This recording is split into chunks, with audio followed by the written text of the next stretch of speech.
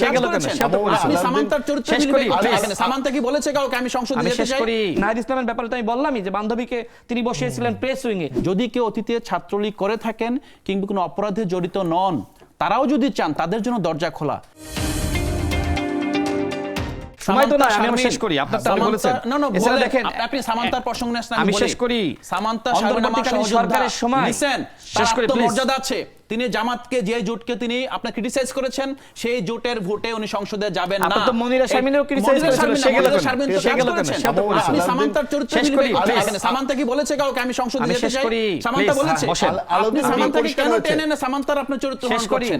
সামান্তা তো আপনার উচ্চ কক্ষ অথবা কি বলে সামনে যাওয়ার জন্য ভিখারি না। সে আপনার লিখে রাখেন, পরে বলেন। সে জোটের বিপক্ষে ছিল, এই জোটের ভোটে সে সংসদে যাবে না।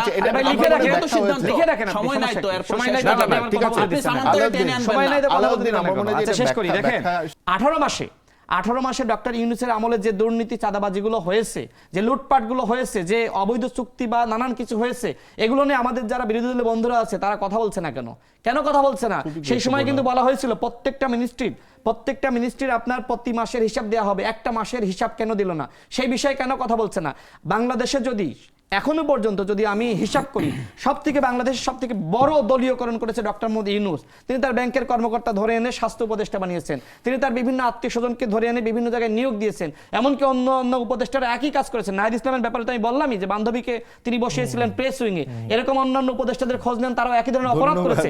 এমনকি যারা ওই এনসিপি নেতৃবৃন্দ ছিল তারাও সব থেকে বেশি সুবিধা নিয়েছে। হাসনাত আব্দুল্লাহ, আসিফ মাহমুদ, নাহিদ ইসলাম তাদের এলাকায় সব থেকে বেশি বরাদ্দ নিয়েছে, এমনকি সার্জিস আলম। তো এই অপরাধগুলো তো আপনারা করেছেন।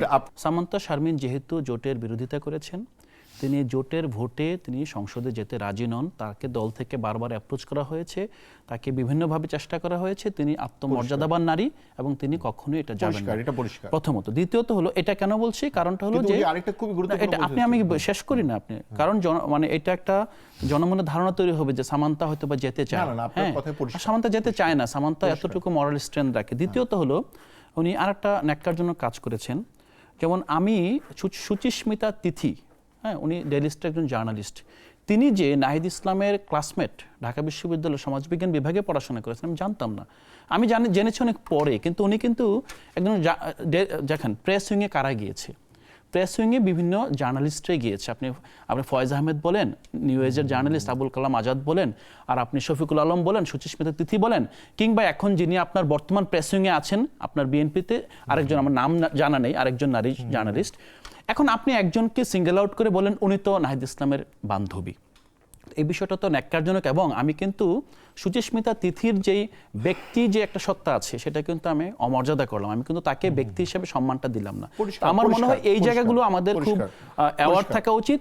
আর ফাইনালি যেটা বলবো, না আরেকটা বিষয় বলি, সেটা এটা আমি বলে দিই যে প্রথমত রাশেদ খানকে আবারও ধন্যবাদ।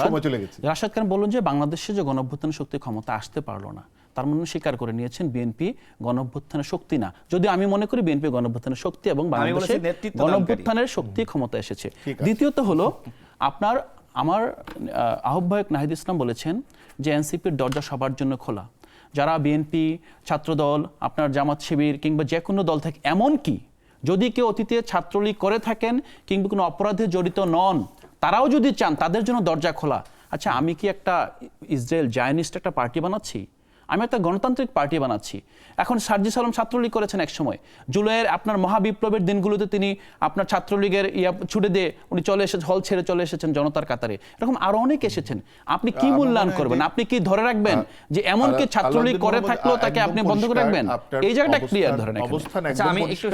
এবং আমরা ঘোষণা দিয়ে করছি, কারণ 30 সেকেন্ডে শেষ করি। দেখেন, আমি জেনেই বলছি তিনি নাহিদ ইসলামের বান্ধবী ছিলেন, একসাথে পড়াশোনা করেছেন, তার সাথে ভালো বন্ধুত্বপূর্ণ সম্পর্ক ছিল। আমি না জেনে বলছি না, এবং আমি ওই আলাপে যাচ্ছি না। এবং আমি যে দুর্নীতির কথাগুলো বললাম, আমি কিন্তু বলেছি যে গণ অভ্যুত্থানের প্রধানতম শক্তি, আমি এটাও বলেছি যে তারা যেহেতু সামনে থেকে নেতৃত্ব দিয়েছে,